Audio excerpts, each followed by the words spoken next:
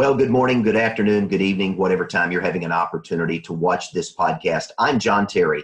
I'm a master coach and trainer with Real Life Management. I'm honored to have with me today the founder of Real Life Management, Wayne Nance.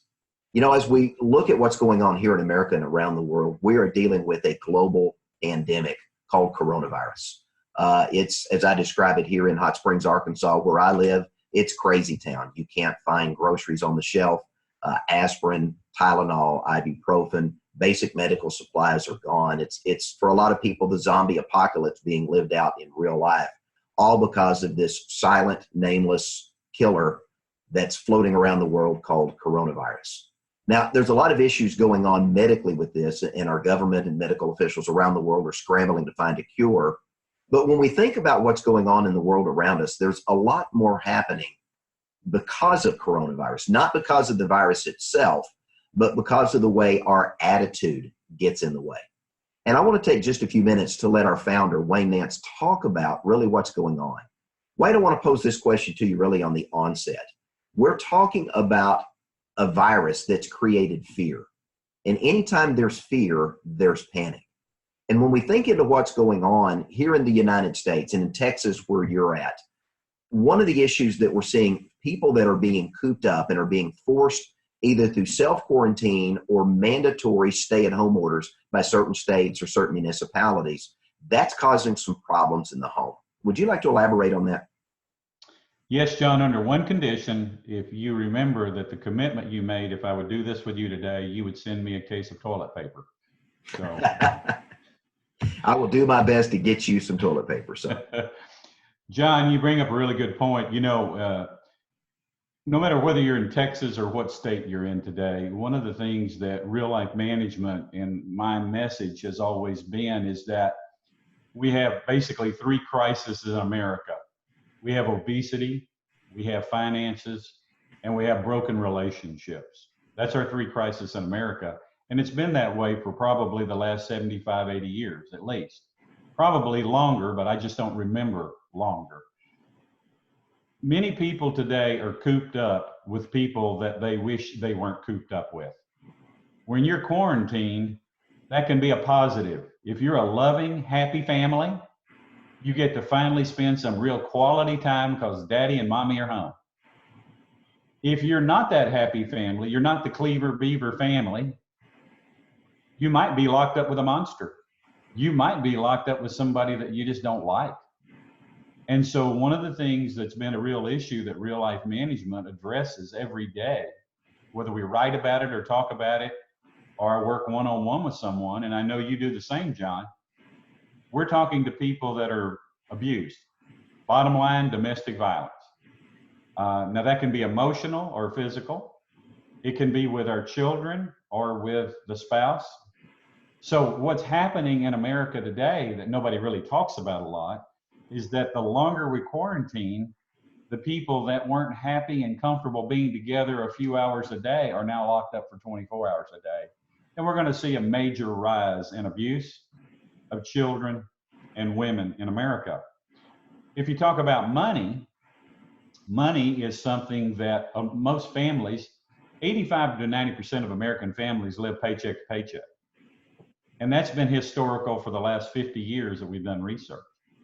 And so when you have something that's unprecedented like the virus, and you take 85% of America living paycheck to paycheck or on their credit cards, when they start to lose their job or have their hours cut, you're talking major, major stress.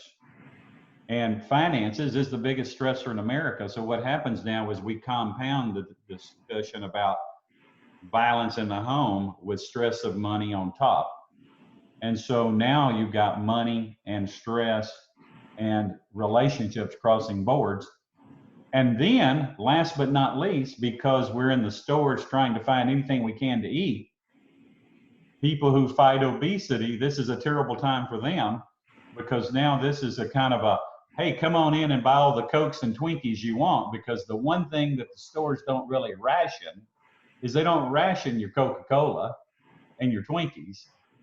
They ration some of the more quality food and the paper products, the dairy products, things like that. So actually, I'm in the grocery store now seeing people that probably are 75 to 100 pounds overweight. I saw a lady the other day that had 21 family-sized Cokes in the bottom of her basket with a little bit of groceries on top at a store that was limiting 2 and 3 items, 2 or 3 numbers of items, but there was no limit on bad stuff. So this is a time in which people that are obese and the stress of the times is going to cause them to eat more bad food. You got more problems in relationships, and you got more stress on income and family budgets. So John, that's kind of my take of how that comes together. You know, Wayne, as I think into what you're talking about, especially when it comes to the food items, you know, I think to the fact that you've made the statement in your books and in many of the times I've heard you speak that we are the fattest, most health conscious nation in the world. But if we think about what's going on in people's diets today, and they're consuming a lot of these essentially wasted calories that have really no nutritional value, the long-term health benefits of that are pretty significant. But what people don't understand too is if they're not eating a balanced diet, then their ability to be able to manage their health, to be able to keep their immune system at its peak efficiency, to ward off the common cold, the flu, coronavirus, whatever it may be, that's also compromised. Anything that you'd like to add to that? Well, John, first of all, you make a good point about the healthy fat nation. We're also the brokest, wealthiest nation in the world. And I think right now is really a good picture of that, because we have a lot of wealth in our country, even though we're losing 30% of it as we speak. But if for an educated country like we have about finances and the infrastructure we have about finances, we still have 85% of Americans broke, basically living paycheck to paycheck. So we hadn't got the email as a country financially. And if you go back to your nutritional comment, when you say a balanced diet, John, where I grew up, a balanced diet was bean dip, Fritos, and a Coca-Cola. Okay. So I'm not sure that the average American even knows what a balanced diet is. And I think one of the other issues is that, to their defense, the food industries and the people that are the makers of these products that we consume, that put all these false labels on food, I think they keep the average consumer very confused. And so between a lack of education in school systems about diet, between false labeling, quick fix diets, you remember, John, years ago when they had the word, there was a fin diet, and there was people said, what do you think about the fin diet? I said, I think you should learn to fin for yourself. And they said, well, what do you think about the slim fast? And I said, well, one thing I can tell you, you got fat over time, you won't get slim fast. And so my point is that we're in a quick fix society. We always have been. And that's why credit cards and fast food, credit cards and bad food, credit cards and quick fix diets are kind of our drugs of choice in America. You know, you spend a lot of time in your books and also in your speaking talking about drugs of choice in America. And most of us, when we think about drugs of choice, we think about cocaine, marijuana, LSD, heroin, those type of drugs. But in your conversations and in your book, The 3-Minute Difference, you talk about different types of drugs of choice. Can you take just a minute and elaborate on that? Yes, the three top drugs of choice today, and have been for years, is food, money, and technology. You see, it's not immoral or illegal, at least it's not viewed in the public, that it's immoral or illegal if you're fat or broke. So if you go shopping and you have 6 credit cards maxed out and you just go celebrate and go buy stuff, that's okay. If you're 100 pounds overweight, which was basically gluttony, and by the way, John, if you'll remember in the book, I talk about the fact that I was 120 pounds overweight. I weighed 320 at one time. And so I get all of this. I'm not talking down to the public. I've been there and done that, and that's why I like to talk about it. So, eating a bag of Fritos or a bunch of bean dip like I talked about, or going to a buffet, or being 100 pounds overweight is okay. Well, the truth is that more people die from the stress of finances, heart-related issues, cancer-related issues caused from stress, money being the number one stressor.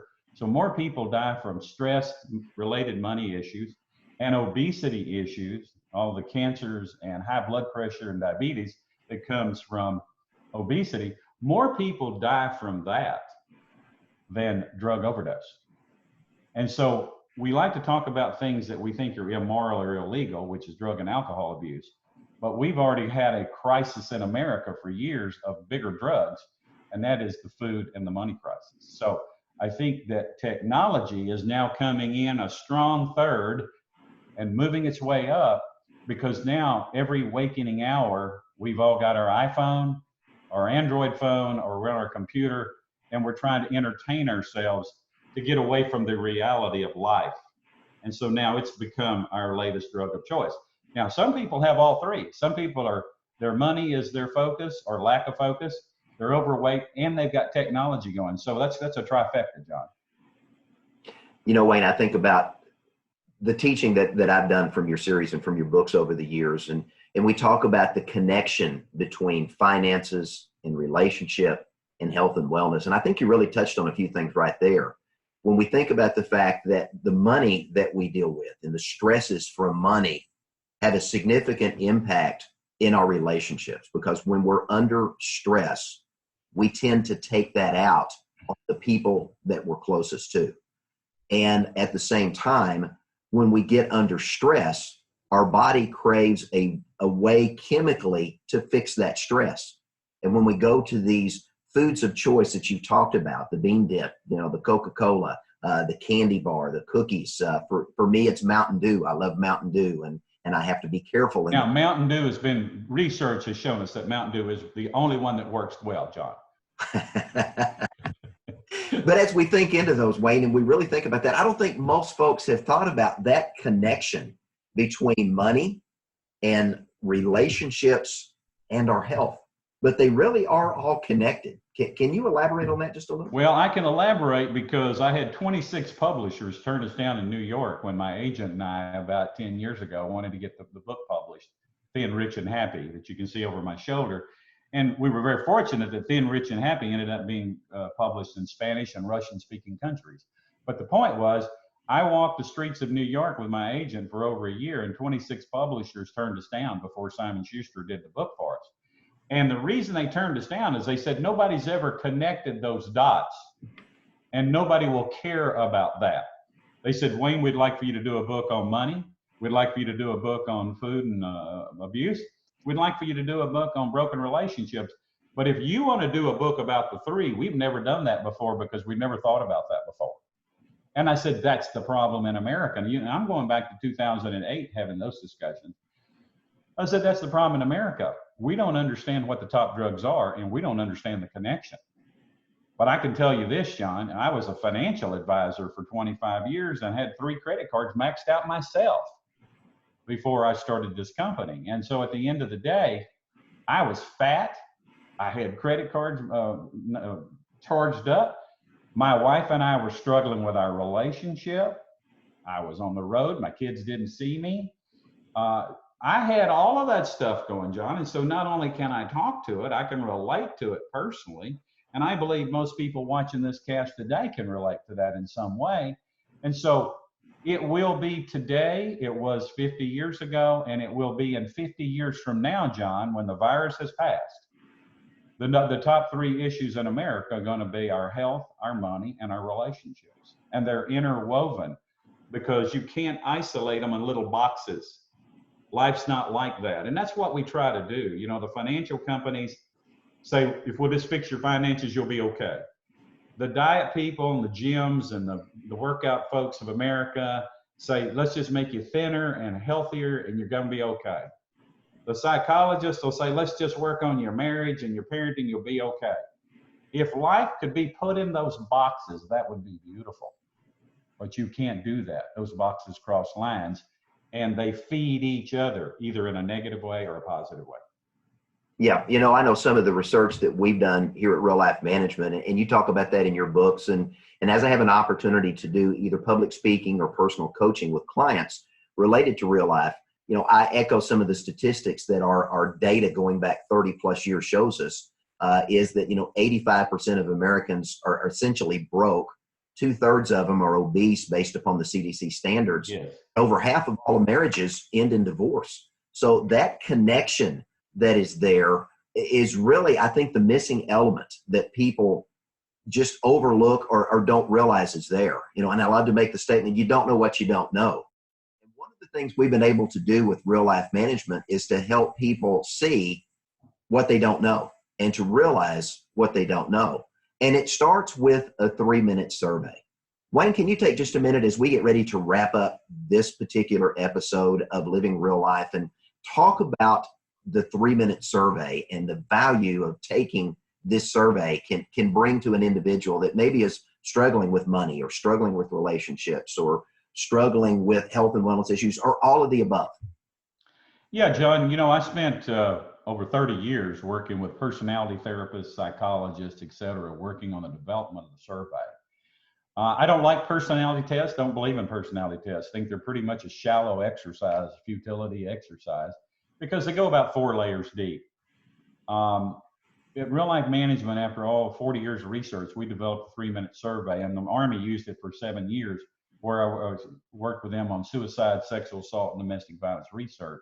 And in 3 minutes or less, we can let you understand up to 128 layers deep about who you are. I call it the slab of our house. You see, the way we make choices in life is irrelevant. What's relevant is why do we make those choices? And it's the slab of our house developed by 7 years old. So if someone goes to our website today, reallifemanagement.com or reallifeattitude.com, they can take a 3-minute survey. And guess how long it takes, John? It takes 3 minutes or less. Yeah. And so basically, they can get an instant report on their attitude or their slab of their house. Because the reason we call it the slab of a house is just think about it. If your slab's out of balance, your choices and your walls and your roofs and everything are going to be out of balance. So our 3-minute survey is a very simple tool that has got a lot of research and sophistication that will help people understand who they are, what they're doing to cause themselves problems, and gives them solutions or suggestions how to do better. And so at the end of the day, I would just recommend that if somebody watches what you and I are talking about today and they want to know, okay, let's get to the bottom line, John, or Wayne, let's get to the bottom line. What do we do about some of this stuff? First, you got to understand your attitude.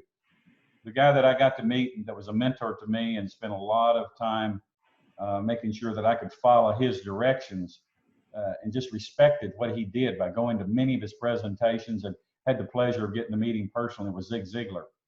And Zig Ziglar always said, you got to get rid of your stinking thinking, John. And I think that if we wanted to sum up what we talked about today, it's time that whether it's domestic violence, obesity, money, stress, all the above, the only way we're going to turn the corner is get rid of our stinking thinking. No, I agree with that, Wayne. And for the clients that I've had over the years, and we've used this 3-minute survey really as a tool, one of the things I find that they always learn about themselves that's kind of an aha moment is as they have a chance to read through this report, and it's a pretty detailed report, it talks about the things that stress them out. And that becomes an aha moment for many of them. And that, oh, that's why when my wife does this, I get angry. Or when my children do this, I get upset. Or when my son does this to my daughter, that's where we have this explosion in the house. That's an immediate aha moment. But I think the second aha moment is when they read a little further down and it says, these are the things that I do when I'm interacting with other people that cause them to get stressed out. All of a sudden we realize there's something unique and different about us, and that's okay. But it's not just what other people do that stress us out. We have to learn what we do that stresses other people out, because at the end of the day, we're responsible for ourselves, and we are responsible for the choices that we make, and ultimately the outcomes are what you call, and we call it Real Life Management, the destiny of our lives. So as we think into this survey, that aha moment of stressors that other people do that cause me to get angry is good. But I think there's a lot of value in that report in the things that I do and that we all do that stress other people out. Anything you want to add to that, Wayne? Yeah, I have a lot of people, especially as whether we're doing small groups, large groups, or people read my book, and they say, why should I go spend $20 on your website buying your report? You know what I usually tell them, John? You probably shouldn't. I said, the truth is that if you're not willing to invest $20 in improving your life, you're probably at the wrong site. And people kind of look at me funny, like, well, isn't that a reverse position? I mean, is that an unkind position? I said, no, listen. I failed at everything I write about in my book, and I failed throughout my whole life. And I developed a survey, and I was the first one to ever use it for my own life. And I always tell people that, if you don't really want to invest $20 in your life, you're probably not ready to improve your life very much. And so I think that I don't want what you and I are doing today to be a sales pitch. I don't want people to take this sales pitch. If they don't buy anything or don't go to our site, I want them to hear clearly what we're talking about. But if they really want to turn the corner and start a journey to help John, they can go to reallifemanagement.com and start doing that with our survey. Absolutely. Well, Wayne, I want to thank you for taking time to be with us on this particular episode of Living Real Life, and look forward to furthering the conversation as we continue to talk about how we help men and women here in America and around the world discover how their attitude, their beliefs, and their choices shape their destiny, and the things that we can do to help you improve so that you can truly live real life. Thanks for joining us today, and we'll see you on our next podcast.